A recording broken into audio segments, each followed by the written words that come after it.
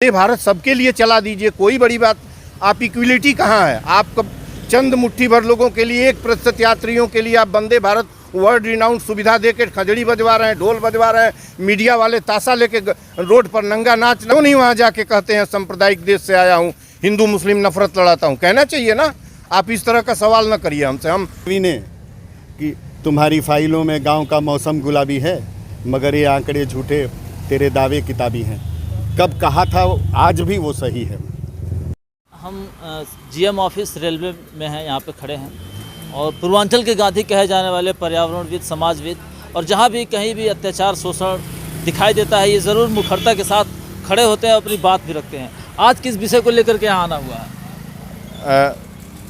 एक तो ये कि जितनी पैसेंजर गाड़ियां हैं और पुरानी मेल एक्सप्रेस गाड़ियां हैं, उनको या तो ये स्पेशल गाड़ियों में बदल दिया गया है या उनको बंद कर दिया गया है और किराए में, उनके किराए में वृद्धि कर दी गई है। और थोड़ी सी वृद्धि नहीं की गई है, 3 गुने की वृद्धि की गई है। जैसे देवरिया का किराया पैसेंजर गाड़ी का 10 रुपये था, ठीक, उसको अब मिनिमम 30 रुपये कर दिया गया। 30 से कम का टिकट नहीं है।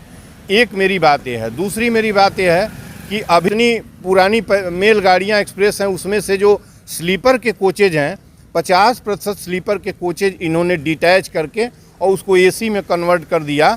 एक ये बात है। तीसरी बात ये है कि जितनी भी यहाँ जो भी NER में जितने पोर्शन का इन्होंने प्राइवेटाइजेशन किया है, ये प्राइवेटाइजेशन सेंटर का मामला है और CRB और रेल बोर्ड और मिनिस्टर का मामला है, फिर भी जितनी हिस्से में इन्होंने NER में प्राइवेटाइजेशन किया है उसको जो है फिर सार्वजनिकरण करें। और चौथी बात यह है कि जो जितने भी पद खाली पड़े हैं NER के, अभी हज़ारों में हैं, उसको ये फौरन रिक्रूटमेंट करें, प्रोसीजरल रिक्रूटमेंट किया जाए। और सबसे बड़ी बात, मैं एक नई बात यहाँ मांग कर रहा हूँ जिसको मैं लूँगा, वो ये है कि कुशीनगर गणतंत्र एक्सप्रेस एक चलाएँ जो गोरखपुर से लेकर दिल्ली तक चलेगी, फ्री रहे, AC गाड़ी रहे, कुशीनगर गणतंत्र एक्सप्रेस। इसलिए कि वैशाली के साथ कुशीनगर पहला ऐसा गणतंत्र था दुनिया का जहां आज से 2900 साल पहले गणतंत्र थी और वहीं बुद्ध का महापरिनिर्वाण में हुआ है, जो दुनिया का एक महत्वपूर्ण स्थल है। तो मैंने कहा कि इतने बड़े हिस्टोरिक प्लेस, हिस्टोरिक और इतने बड़े रिनाउंड पर्सनालिटीज़, महापुरुष भारत के, जिनको भारत की पहचान दुनिया में बुद्ध से और बुद्धिज़्म के कंट्री से है। PM भी हम जब कहीं विदेश की यात्रा पर जाते हैं तो बोलते हैं कि हमने दुनिया को युद्ध नहीं बुद्ध दिया है।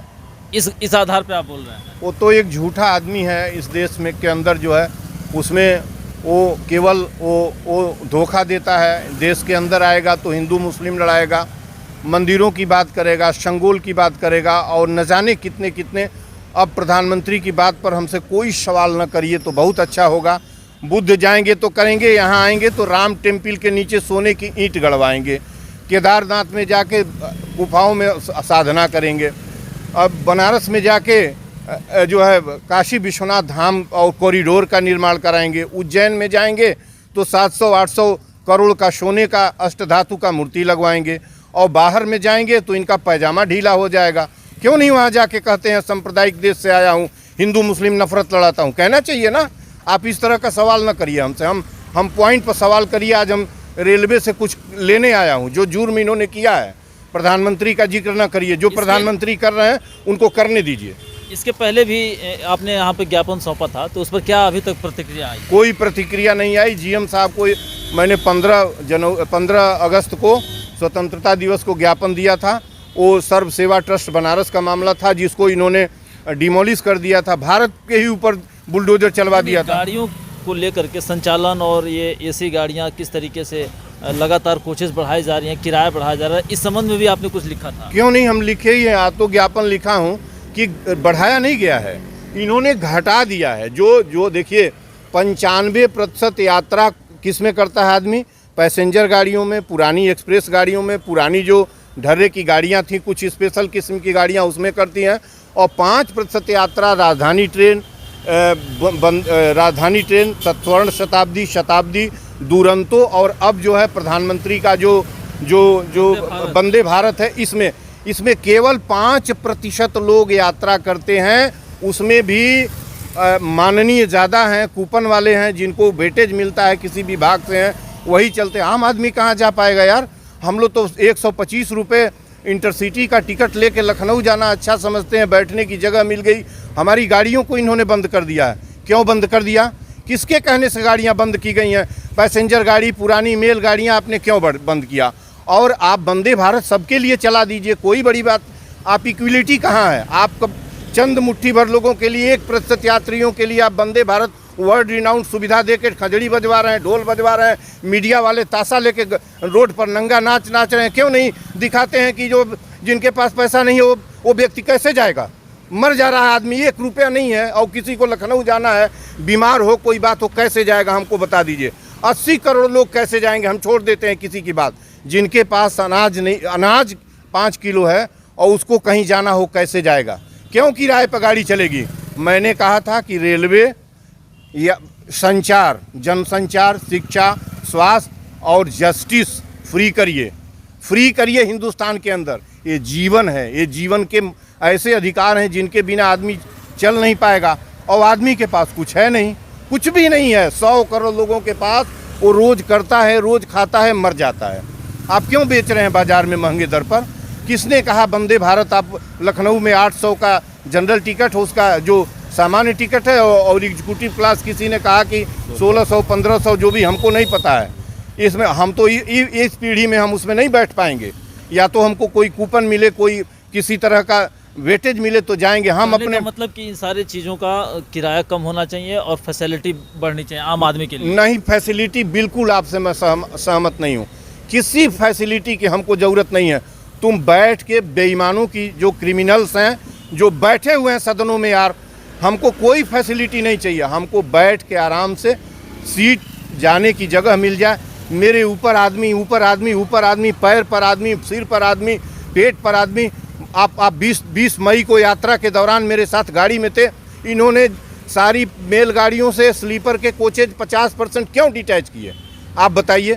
भूसे में भर के जैसे इंसान गया था, उस तरीके से हम 20 मई को यात्रा करके, मैं नहीं, हज़ारों लोग गए। एक कोच में 500 आदमी बैठे थे।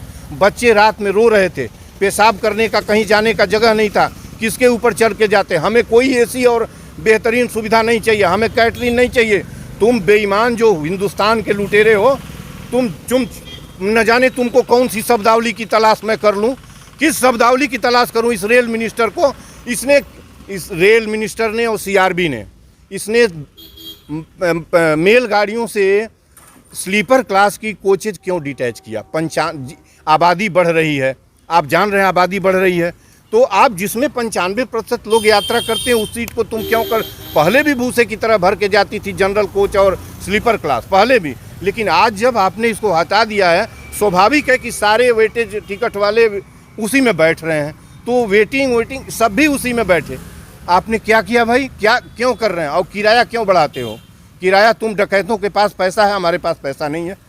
तुम डाकुओं, ये आपकी मुख्य मांगे रही हैं और इन्हीं पे आप दोबारा ज्ञापन देने के लिए आए हुए हैं। मैं इस ज्ञापन देने आया हूँ और मैं कह रहा हूँ कि वो सारी जो पुरानी पैसेंजर मेल गाड़ियाँ चला दें, पुराने किराए पर चला दें, और जो डिटैच किया है इन्होंने वो पुनः अटैच कर दें। और इसके बाद एक जो है कुशीनगर गणतंत्र एक्सप्रेस और पंडित बिस्मिल शहीद एक्सप्रेस जो यहाँ से बॉम्बे जाएगी, AC की तृतीय श्रेणी AC की सारी बोगियाँ हों और मुफ्त में चलाएं यहाँ से, इस गोरखपुर से। जो मुफ्त की मांग आप कर रहे हैं, तो उसमें किस तरीके के पैसेंजर जाएंगे? क्या सारे लोग रहेंगे या उसके लिए स्पेशल कोटा है? एकदम खुला रहेगा, उसमें कोई कोटा नहीं रहेगा। आपको मैं बता दूं, सामान्य व्यक्ति भी चला जाए और विशेष व्यक्ति भी चला जाए। विशेष व्यक्ति तो उस पर जानते हैं क्या करेगा, अभी मीडिया को बोल दूंगा तो खराब शब्द हो जाएगा। विशेष व्यक्ति उसमें थूक देगा, ऐसे कहेगा भाई थूको इनको। वो देखेगा मैले कुचले लोगों को, गरीबों को जाते हुए, तो कहेगा कि बदबू कर रहे हैं। जिनके लिए महाराज अपने लिए विशेष पुलिस का आदमी जाएगा, उसके लिए बेहतरीन वैशाली लगी है, उसके लिए ये जो है आपका वंदे भारत उसने तैयार किया है, वो बैठेगा सीट पर, ये श्रेणी में बैठ के जाएगा। इस गंदे कुचले में तो बैठेगा ही नहीं, वो तो आप छोड़ दीजिए उसको बैठने के लिए। हमारे साथ पूर्वांचल के गांधी कहे जाने वाले डॉक्टर संपूर्णानंद मल्ल जी हैं, जिन्होंने ये सारी बातें कही हैं। जो भी जिम्मेदार अधिकारी हैं, यहाँ तक कि रेल मिनिस्टर तक इन बातों का संज्ञान लेकर के जो बेहतर हो सके, जनहित में जन उद्देश्य के लिए हो उस पर कार्रवाई करें। क्या कुछ आपका भी इस पर दृष्टिकोण है? जो सबसे पहले तो ये कहना चाहेंगे कि अभी जिस प्रकार से पैसेंजर ट्रेनों का कोविड में बहाना देके बंद किया गया, उनको दोबारा आज तक चालू नहीं किया गया। मेल एक्सप्रेस गाड़ियों से जो स्लीपर के डिब्बे हटाए जा रहे किसी न किसी कारण को बता के, और उनको दोबारा जोड़ा नहीं जा रहा है। और वंदे भारत जैसी ट्रेन चलाई जा रही है जो कि किसी भी हिसाब से उचित नहीं है, क्योंकि आज यहाँ लोग 100-200 रुपये में अपनी पूरी यात्रा कर लेते हैं। वहीं आपका वंदे भारत में 800 से लेकर 1600 तक का किराया है। तो इस हिसाब से आम जनमानस के लिए ये ट्रेनें नहीं हैं। बाकी ये संपूर्णानंद मल जी के जो डिमांड्स हैं, जो उन्होंने रखी है कि 2 ट्रेनें चलाई जाएं, गोरखपुर से दिल्ली के लिए और गोरखपुर से मुंबई के लिए, तो इसके लिए मैं यही कहना चाहूँगा कि महाप्रबंधक को हमारे ज्ञापन के थ्रू जो उनको दिया जा रहा है उसको रेल मिनिस्टर तक और सीआरपी तक इसको एकदम अवश्य पहुँचाए, ताकि वो हमारी इन बातों पे सबसे मतलब इस पर तुरंत विचार करें। और जो रेलवे के अंदर प्राइवेटाइजेशन हो रखा है उसको तत्काल प्रभाव से ख़त्म करें, ये हम लोग का विशेष अनुरोध है। बिल्कुल, ये कहीं ना कहीं बहुत बड़ा विषय है कि जिस देश में 80 करोड़ लोग 5 किलो अनाज पर जी रहे हों, उनको वंदे भारत जैसी ट्रेन चलाई जा रही है और उसमें बैठने का, यात्रा करने का लोभ दिया जा रहा है। क्या कहना चाहेंगे आप इस मुद्दे पे? थोड़ा सा आगे मैं ये कहना चाहता हूँ ना कि इस ज़माने में अगर मलविया जैसे व्यक्ति हैं तो भारत कहीं ना कहीं आज भी अपनी आज़ादी की लड़ाई लड़ रहा है। और भारत को लोग कहने को भले ही कहते हैं कि भारत आज़ाद हो गया, पर भारत आज भी गुलाम है। पहले अंग्रेज़ों का गुलाम था, अभी नेताओं का गुलाम है। और पता नहीं मुझे क्यों ऐसा लगता है कि इस देश की युवा जो है अपनी आने वाली पीढ़ियों के लिए इतना बड़ा गड्ढा खोद रहे हैं जिनको उसका अंदाज़ा नहीं है। क्योंकि वो देख रहे हैं दिन प्रतिदिन किराया बढ़ाया जा रहा है, हर जगह महंगाई बढ़ाई जा रही है, शिक्षा महंगी की जा रही है, चिकित्सा महंगी की जा रही है। मगर सबसे ज़्यादा शर्म की बात यह है कोई भी युवा आ गया कि ये नहीं कह रहा किसी नेता को पकड़ करके कि आप हमें जो है हम आपको वोट देते हैं और आप हमारे लिए ऐसा काम क्यों कर रहे हैं, क्या अधिकार है आपको हमारे अधिकारों का हनन करने का। मतलब कोई भी युवा इस चीज़ के लिए आवाज़ नहीं उठा रहा है। तो मैं मलविया तो है, मैं इनके साथ लगा हुआ हूँ, बट मैं और भी युवाओं से कहना चाहता हूँ कि बढ़ चढ़ कर इस आंदोलन का हिस्सा बनिए ताकि भारत माता को इन लुटेरों से बचाया जा सके। बस मैं इतना ही कहना चाहूँगा। क्या आपका भी कुछ इस पर नज़रिया है? जी, मैं विजय शंकर दुबे, मैं जीएम महोदय, रेल मंत्री महोदय से निवेदन करता हूं कि मल जी का जो मांग है उस पर सहानुभूतिपूर्वक विचार करके जल्द से जल्द लागू करें। धन्यवाद। समाज सेवी के रूप में इनकी पहचान है। इसके अलावा PRKS से जुड़े हुए ये जॉइंट सेक्रेटरी हैं, ट्रेड यूनियन एक्टिविस्ट हैं। ट्रेड यूनियन एक्टिविस्ट हैं। क्या दर्द है ये ज़रूर बता पाएंगे, सर बताइए क्या? हम आज संपूर्णानंद जी के समर्थन में आए हैं और इन्होंने जो भी मुद्दे उठाए हैं वो बहुत बुनियादी हैं और वो जनता के मुद्दे हैं। और as social activist, as trade union activist और भी तरह के आंदोलनों में भागीदारी होने के नाते ये हम लोगों की जवाबदेही है। हम लोग ड्यूटी बाउंड हैं कि जनता की संपत्तियों को लुटने से बचाया जाए। एक अवेयर सिटीजन के रूप में, हाँ, एक नागरिक के रूप में। हम प्रजा के रूप में नहीं रहना चाहते हैं, हम एक नागरिक के रूप में। बहुत बड़ी बात है जो भी हमारे दर्शक चैनल को देख रहे हैं कि हम प्रजा बन के नहीं रहना चाहते बल्कि एक नागरिक, यानी कि नागरिक के अधिकार भी हैं और कर्तव्य भी हैं। हाँ, है। इसी मुद्दे पे आप बोल रहे हैं? हाँ, मैं इसी मुद्दे पे बोल रहा हूँ और जो भी सवाल लेकर आप यहाँ पे धरना दे रहे हैं उसके समर्थन में हैं हम लोग, और इस आंदोलन को बड़ा बनाएंगे और जनता के प्रति जितनी भी जिम्मेदारियां हैं वो निभाने का काम करेंगे। क्योंकि अब चुप नहीं बैठ सकते हैं, निकलना ही पड़ेगा लोगों को। और जब हम नागरिक के रूप में काम करने लगेंगे तो तमाम समस्याओं का समाधान अपने आप हो जाएगा। और ये रेलवे सबसे बड़ा ऑर्गेनाइजेशन है इस देश का। इसकी संपत्तियों को जिस तरह से कारपोरेट घराने लूट रहे हैं, और उसमें सहयोगी है ये रेलवे के सभी अधिकारी, जो बड़े अधिकारी हैं, ये कम पैसे में चीज़ों को बेचकर और बड़ा कमीशन ले रहे हैं। ये रामगढ़ पूरी जिम्मेदारी से कहिएगा, क्योंकि ये बात आप ओपनली बोल रहे हैं, पब्लिकली। मैं जिम्मेदारी से कह रहा हूं। और हम लोगों ने सेंट्रल विजिलेंस कमीशन को ये कंप्लेंट किया है। जो रामगढ़ कॉलोनी की ज़मीन बिकी है, हम लोगों ने इसकी कंप्लेंट की है और उसकी जांच हो रही है और सारे दस्तावेज इकट्ठा किए हैं। GDA से कीमत लिया है, नगर निगम से कीमत लिया है, और भी सर्किल रेट लिया है, वो सब लेकर हम लोगों ने डॉक्यूमेंट्री एविडेंस के साथ सेंट्रल विजिलेंस कमीशन को लिखा है। और हम ये इस अपने डॉक्यूमेंट्स के माध्यम से कहना चाहते हैं कि RLDA और एनी रेलवे के अधिकारियों ने पैसे खाए हैं और ये सब लोग जेल में रहेंगे। ऐसा नहीं है, आज नहीं तो कल जेल में रहना है, क्योंकि डॉक्यूमेंट्री एविडेंसेस हैं। तो हम आगाह करना चाहते हैं कि ये सौदे रद्द करो और रेलवे की ज़मीन अपने पास रखो। अगर इस टाइम का जो दौर देखा जाए, अभी हमारे देश में G20 सम्मेलन कराया गया है, बहुत ही भव्य तरीके से किया गया है। यहाँ तक कि हमारे जो विदेशी मेहमान रहे उनको सोने चांदी जैसे बर्तनों में खिलाया गया। और आज सबसे बड़ी बात यह है कि हम आज़ादी का अमृत महोत्सव मना रहे हैं। क्या इसे आपको अच्छा नहीं लग रहा? आप जरा गांव में जाइए ना, सुदूर भारत के पिछड़े इलाकों में, वहाँ तो सोने और चांदी में चम्मच और प्लेट में खा रहे हैं, वहाँ ज़मीन पर बैठकर आदमी खा रहा है। ज़मीन पर ही अपना भोजन जो है, बर्तन नहीं है, भोजन नहीं है, भीख मांग रहे हैं बच्चे। तो इसका क्या मतलब है? वो कहा है ना आदम गोंडवी ने कि तुम्हारी फाइलों में गांव का मौसम गुलाबी है, मगर ये आंकड़े झूठे, तेरे दावे किताबी हैं। कब कहा था, आज भी वो सही है। तुम्हारे दो तरीके की तस्वीर पेश की गई। हाँ बिल्कुल, तस्वीर दो है ही है।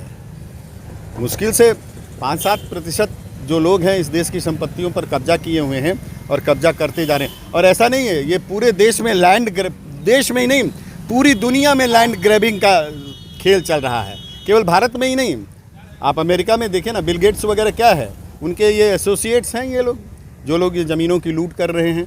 तो लैंड ग्रैबिंग से बचाने के लिए ये आंदोलन है कि जो जनता की ज़मीन है, जायदाद है, इसको लूटने से बचाया जाए और ये जनता के पास रहे, इसका मालिकाना हक। इसके लिए ये आंदोलन है। और इनके साथ हमारा पूरा सामाजिक संगठन, हमारे जो ट्रेड यूनियन ऑर्गेनाइजेशंस हैं, ये सब रहेंगे। और हम ड्यूटी बाउंड हैं, हम इससे भाग नहीं सकते हैं। और हम मीडिया को भी कहेंगे कि अगर आप अच्छी न्यूज़ देंगे तो अच्छा समाज बनाएंगे। धन्यवाद। निश्चित तौर पर ये मांगें जन सरोकार रखती हैं, जनता के हित में है और जनता के लिए ही ये बातें सारी कुछ कही जा रही हैं, की जा रही हैं। आज हम भले G20 जैसे सम्मेलन करके अपनी पीठ थपथपा रहे हों, सोने और चांदी के बर्तनों में खाना खिला रहे हों, लेकिन ये सारे विषय एक तरफ इस बात से दब जाते हैं कि उस देश में इन सोने के बर्तनों में खाना खिलाया जा रहा विदेशियों को, जहाँ की 80 करोड़ आबादी 5 किलो अनाज पर जिंदा है। मैं चैनल के माध्यम से चाहूँगा कि सरकार इस पर संज्ञान ले और जो भी जिम्मेदार अधिकारी हैं इस पर ज़रूर अपने विचार रखें, ताकि जो स्वस्थ भारत है, लोकतांत्रिक भारत है, उसमें लोक कल्याण अंतिम उद्देश्य है, इस पर खरा उतर सके। धन्यवाद।